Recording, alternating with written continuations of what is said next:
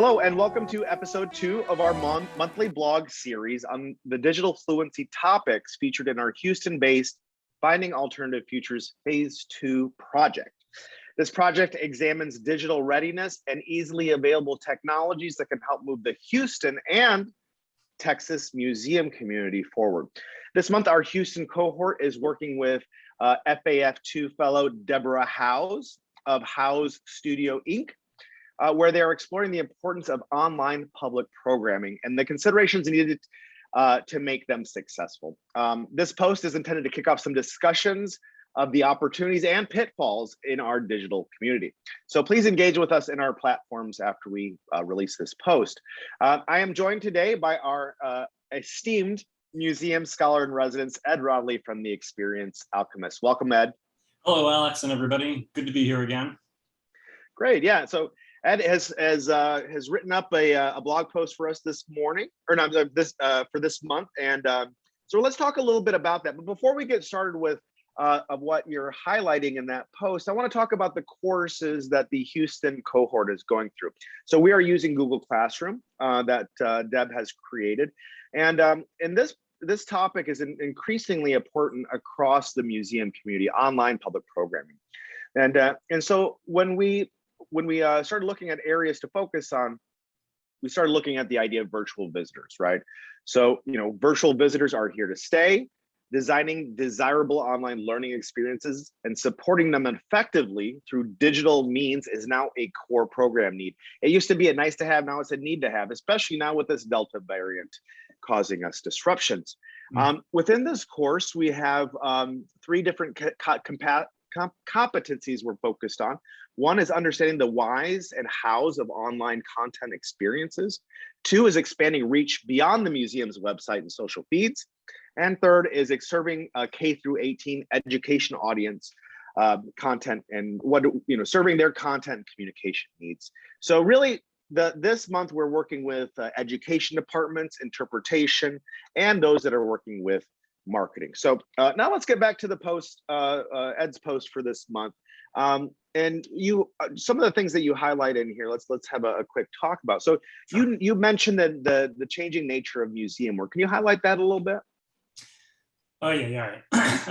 Where to begin? I mean, I think one of the things that everybody is suffering through right now has been the strain that needing to pivot puts on an organization, particularly organizations that aren't really built to be, shall we say, nimble in terms of their professional development. Like when you suddenly need to make everything go digital, and you need to learn how to not only do all of the things that you used to do, but then you need to learn how to do video production, sound editing, all of the other things that go into making even something as straightforward as like this little online video of ours work. It requires people with specific skill sets that you may or may not have in-house, and the expectation that these kinds of skills are only going to be necessary during the pandemic is probably untrue. So the real shift in mindset that I think this is going to bring about is going to be the understanding that going forward, you're not going to be able to predict what are the skills you're going to need, but that something is going to arise and you're going to need to be able to figure out how to learn them, right? So the old 20th century mentality of, I go to school, I learn these things, I get a piece of paper, and then I work until I retire. The world doesn't really work that way anymore, but by and large, our organizations are still built under that structure. So figuring out how to be nimble enough to be able to engage in that kind of ongoing professional development, particularly around digital stuff, right? Because nobody learned this in school. Even if you graduated from college 5 years ago, there are new platforms, there are new technologies. They didn't teach you this stuff. So how do you make an organization that is able to make that part of their day-to-day running? That is the thing that we are all going to need to continue to work on. Yeah, I mean, this is here to stay. As you mentioned, the skills that we're picking up today will continue to evolve, and we can build on them. And the tool that everyone's going to be using in 5 years may not have even be invented right now. Can you talk a little bit about the expanding the concept of visitors and what that means to you? Sure. as somebody who's worked in digital for a very long time, it was a long-standing, complaint's not the right word, but it was a thing that we would usually talk about. If you were working in museum technology at the conferences, you oftentimes wind up talking about how digital audiences were sort of secondary, right? That the people who came in the door were always the primary audience for good reason. But what the pandemic has exposed is the extent to which there is a digital audience out there who not only aren't coming in because for large parts of the pandemic, it couldn't come in, but there are people who are probably never going to come in. And that idea that that audience is real, and now lots and lots of institutions have been seeing with their digital programming, like, oh, there are people coming to these things that we never see come in through the door of the organization, but they're out there. And if you provide them with compelling content, then they will engage with you and therefore possibly become supporters of the organization and, the kind of people who will help you stay in business. One of the things I've noticed, and this isn't just museums, this is everywhere. I live in Cambridge. The church I go to is one that tons of people go to for a few years while they're in town for school and they move away. Right. So during the pandemic, services moved online because all the buildings were closed. And the people who would show up for these online services were people who, hadn't been to Cambridge in sometimes decades. Really? But the fact that there was something online, but they still felt an affinity for the institution, like, oh, I came here when I was in college and I really loved the place. And they show up routinely. Like, we will have people from all over the world now, not huge numbers, but significant numbers of people that you would never see otherwise and wouldn't even necessarily think are part of your community, demonstrating that they see themselves as part of your community if you do anything to reach them. Right. If you make the effort to include them. Right. To piggyback on that, I saw that with our annual meeting this year. We were going to do a hybrid event in San Antonio, but we moved all of it to virtual. And we started doing surveys, and I thought with the survey respondents, about 30% responded that they'd never been to an annual meeting before. And some of the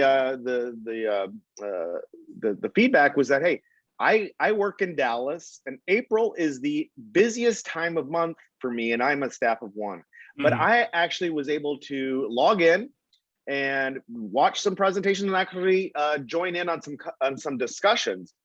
And now, as I plan our future conferences, I can't ignore that 30% audience that we've built. I don't want to abandon them in any way. So I see that even with the educational programming that TAM offers, is that we've built a new audience. We've expanded the concept of visitors instead of the people that can go. More junior staff are allowed to or able to come. People that are just isolated in Texas can come. So yeah, understand to be very strategic on how do you continue to engage them. Yeah. Okay, let's move on to your post. You said, of course, all this requires new skills, right? We're working in the 21st century. Mm-hmm. So how have museums understood how to prioritize and develop these? Where do they get started? What are you seeing there? In terms of getting started, I would say by and large, people are doubling down on what are already their content strengths. Like, places that have very strong school programs have been trying very hard to figure out how to turn those into digital equivalents. One of the studies that I referred to in the blog post was done by a company called Museum here in Boston. And they were trying to break down what are the kinds of programming that people have been offering online, which is it's a fascinating sort of deep dive into the kind of programming that's happening in 2021. But one of the things that I found was sort of most interesting was the most popular program type, bar none, were events with live animals for zoos and aquariums. Right? Like, people just want to see videos of cute animals or weird animals, and if you've got them, boy, use them. But I thought that was a great example of, like, you work with what you have, right? What has the pandemic taught us? It has taught us that, to make use of what we've got available. So I'd say it depends very much on the organization. What is the thing that you were strongest in and had the deepest expertise in? And then how do you actually make that transition into the digital? Maybe it's in online programming, maybe it's in more sort of broadcast production stuff, like performing arts venues have been doing a lot of stuff with trying to figure out how to get performances online for people to be able to see. Yeah, that's a great point. And a lot of this has, it's the considerations of what is special about your museum. What is the, what is the, if you were to pick one thing from your collection or one thing that everyone loves, how can we move that into a digital realm to engage more audiences? So that's a cool link that people can look at in the article. Mm-hmm. So one of the things that comes up as well is the idea of partnerships. That we see some of the successful programs that we see are based on partnerships between two organizations. And so I had a question for you. Do you see partnering as a resource or as a strategy?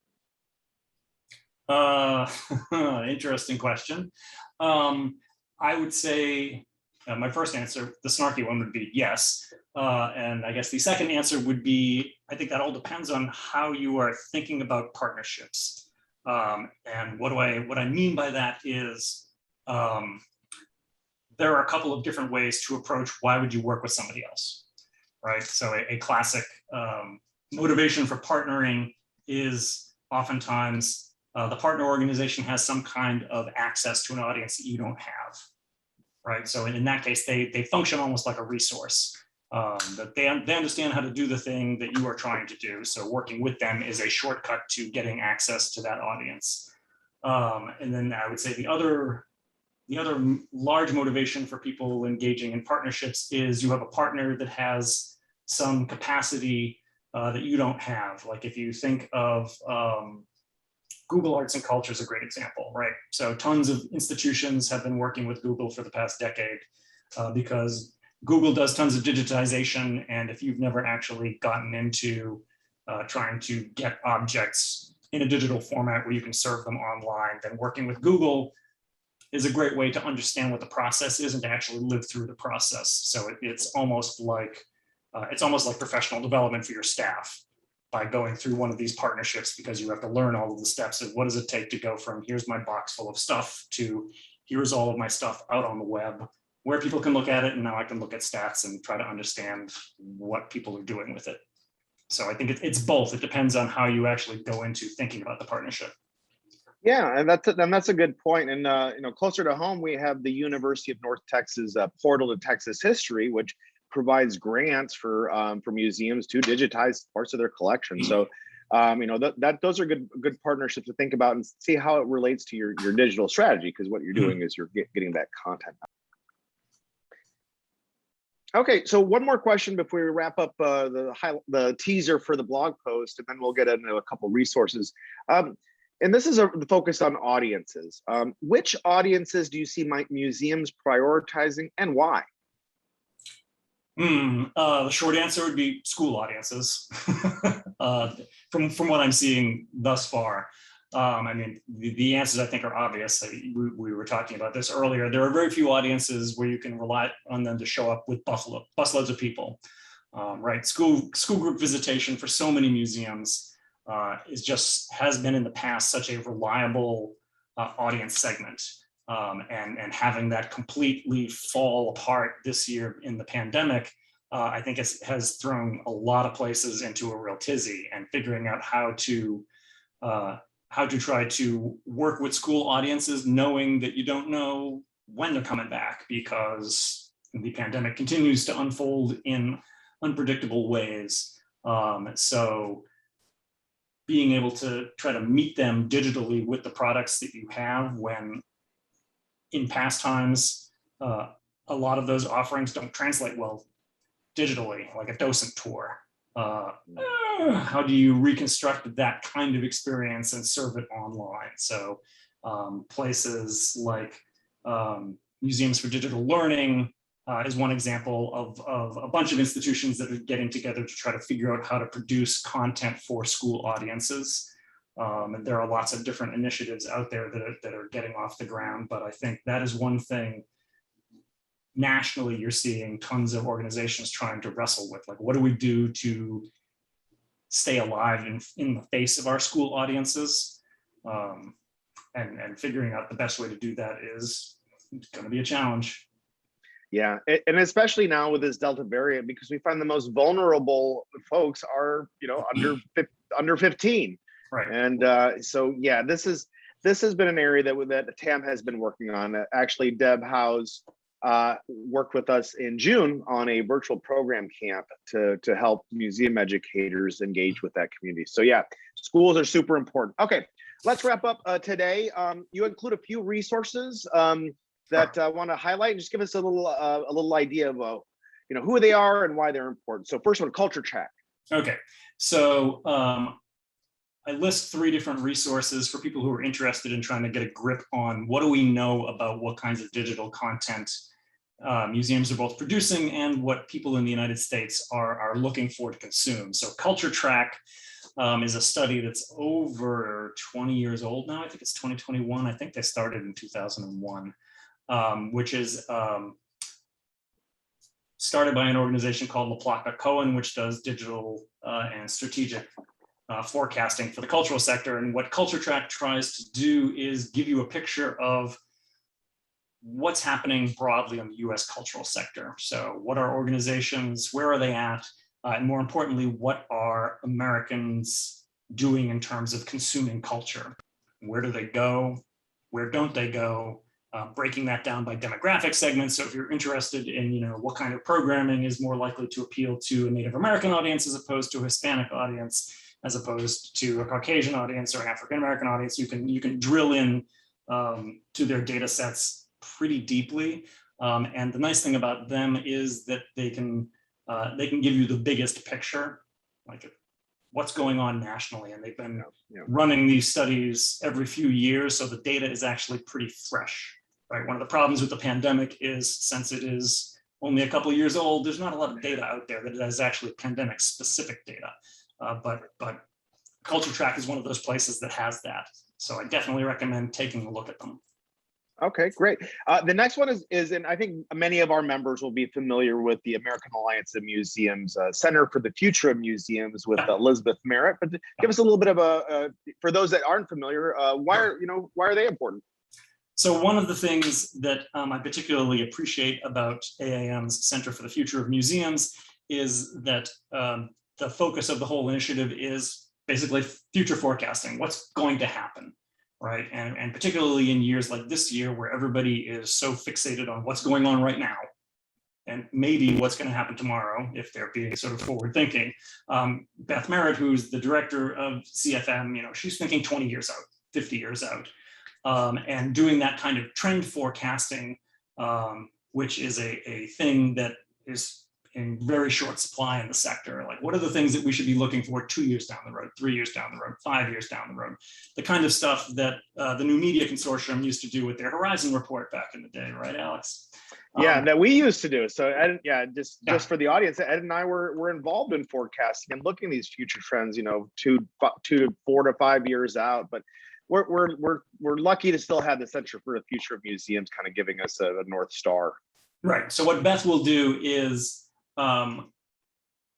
look very broadly across the American museum sector, have tons and tons of conversations with people in the field, and then try to pull out what are the 3 to 5 sort of biggest trends that she sees everybody is thinking about and worrying about, and try to provide you with some context so that you can think about them productively. One of the main benefits of this kind of trend forecasting is it gives you an ability to look at things and decide, is this something I need to worry about right now? One of my favorite examples from New Media Consortium days was, virtual reality. For 20 years, people have been saying like, VR is going to be big next year. And you could go back and you could look at previous reports and see that every single year, the horizon for virtual reality was 2 to 3 years out. And if you didn't have that kind of data, you might think like, oh, geez, this is something we got to jump on right now. So she provides you with an ability to kind of ground truth, like, is this a legitimate thing that I should be worrying about right now this year? Or is this something I should be thinking about maybe coming up in the future? Yeah. Yeah, that and it's great, and they're great stories, and I think that's what I like about CFM's work is it really, it kind of paints a picture of what could be. Yes. But the last resource here is explaining what has been, what is happening, and it's really focused on data, and that's impacts. Tell us a little bit about impacts. I know that some of our audience in Texas is familiar with Colleen Dillenschneider's work, but tell us a little bit about why they're important. Yeah, so Colleen Dillenschneider has run a very influential blog for a number of years called Know Your Own Bone. And the company she works for, Impacts Experience, is basically in the business of doing this kind of marketing research. And the nice thing about Colleen's work is she does a tremendous job at trying to contextualize data. So if you're the kind of person who did not have a stats degree from college and are looking at all of these percentages, and your eyes kind of glaze over a little bit, Colleen does a great job of bringing both the data as well as the data synthesis. So you can see what she's saying, and if you care to dig into it, you can actually look at the numbers to kind of back it up. And those things are in sort of short supply. There are plenty of people who will make pronouncements and plenty of people who have tons of data, but Colleen kind of brings the whole package. And she in particular is very good at providing up-to-date information. So particularly if you're interested in how things are in COVID times, there's actually a button you can click on the Impacts website that will only show you posts that have to do with data that has been collected during the pandemic. So you don't have to worry about, is this something from 2017 when we all nobody knew what Zoom was, and this idea that everything would be online was completely unthinkable. So I think she's definitely worth a watch. She does a number of short online videos to try to just basically explain data. It's a great resource, particularly if you have upper management who are not amenable to being persuaded by staff. If you can show them an outside expert who says, like, look, this person who is nationally known says this, this, and this, she's very good in that sense. I love thinking about consultant work is somebody helping to read your watch for you. You just need somebody, an outside perspective just tells you the thing that you already know.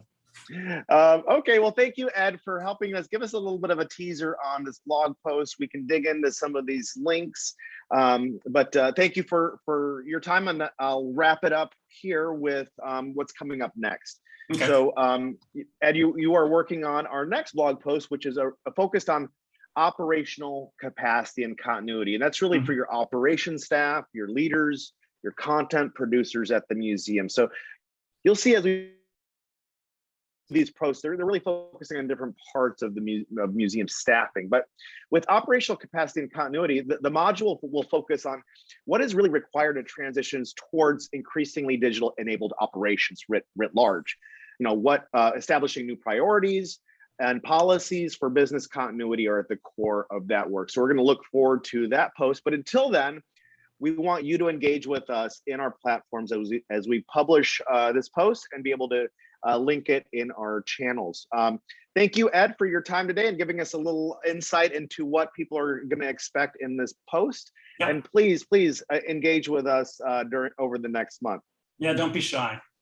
Don't be shy. No shyness here, because we're all learning together. And I think it's really great that we're doing this work and moving it along. After we get through this module, we're going to have some evaluations come out, and then Ed is going to be creating a white paper around not just the topics focused in this online programming module, but some of the findings that we have after working with that Houston cohort to kind of let you know what how that's moving along. But that's all for today. Yeah, fresh data, fresh information that we'll share with you. But for until then, please connect with us online, and we will be back next month. This is going to be every third Wednesday of the month through June. So you'll get to know us, and please engage with us over that time. That's all for today. Bye.